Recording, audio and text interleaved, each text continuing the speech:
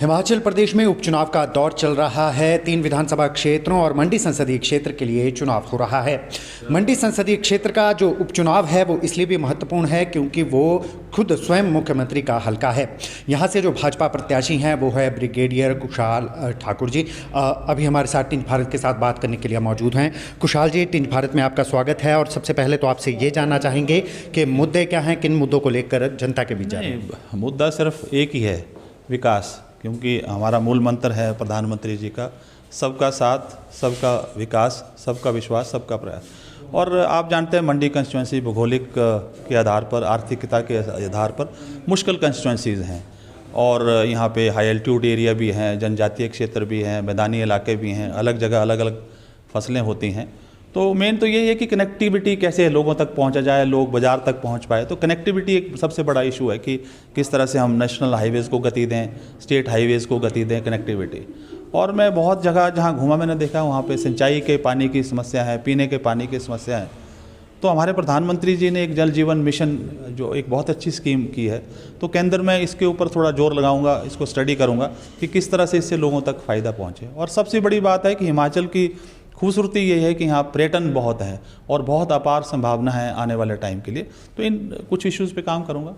कांग्रेस बेरोजगारी और महंगाई के मुद्दे को लेकर जो है जनता के बीच जा रही है कि महंगाई चरम पे है, बेरोजगारों की संख्या लगातार बढ़ रही है। इसका जवाब किस तरीके से देंगे जनता को? महंगाई हम मना नहीं कर रहे हैं, एक मुद्दा है। और इसका कारण आप देखिए, इतना कोरोना महासंकट जो आया है, 5.5 लाख करोड़ लॉकडाउन के समय में नुकसान हुआ है। और 4.5 लाख करोड़ लोगों की जान बचाने के लिए, क्योंकि मुख्यमंत्री जी की जो प्राथमिकता है वो है कि भाई जान है तो जहान है। तो इतना बड़ा ये हुआ है। लेकिन मैं विश्वास दिलाता हूँ लोगों को, जब मोदी जी आज हमको इतनी बड़ी महामारी से बाहर निकाल पाए, तो हम ये जो कीमतें बढ़ी है, महंगाई बढ़ी है, इसमें भी निजात पाएंगे, इसमें दो राय नहीं है।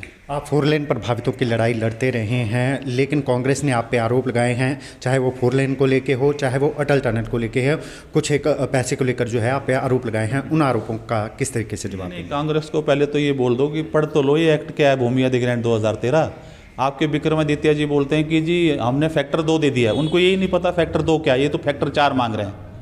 तो उनको तो यही अपना होमवर्क ही नहीं किया। और मैंने कई बार बोला कि इस बारे में मेरे बात करें। और जो ये फैक्टर लगा, ये 1 अप्रैल 2015 को लगा। किसकी सरकार थी आप बताइए? कांग्रेस की सरकार थी। भूमि अधिग्रहण कानून 2013 जो है यूपीए की सरकार के लिए आई, कांग्रेस की सरकार थी।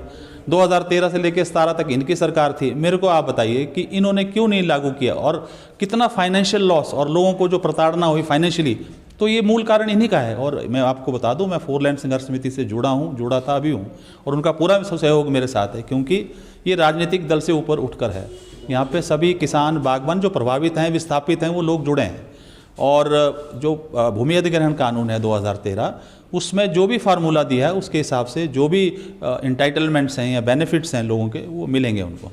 कांग्रेस के कुछ बड़े नेता हैं जो ये कह रहे हैं कि अगर आपको लीड मिल गई तो वो संन्यास ले लेंगे। इन बयानों को किस तरीके से देखते हैं? मैं कह रहा हूँ ना कि हमारे कौल सिंह जी बड़े वरिष्ठ नेता रहे हैं, अब मिनिस्टर भी रहे हैं, और मुख्यमंत्री के ख्वाब देख रहे हैं, अब पंचायत लेवल पे आ गए। और 2007 को भी बोला मैं संन्यास ले लूँगा, नहीं लिया ना। 2012 को भी बोला, नहीं लिया। 2017 में हार गए।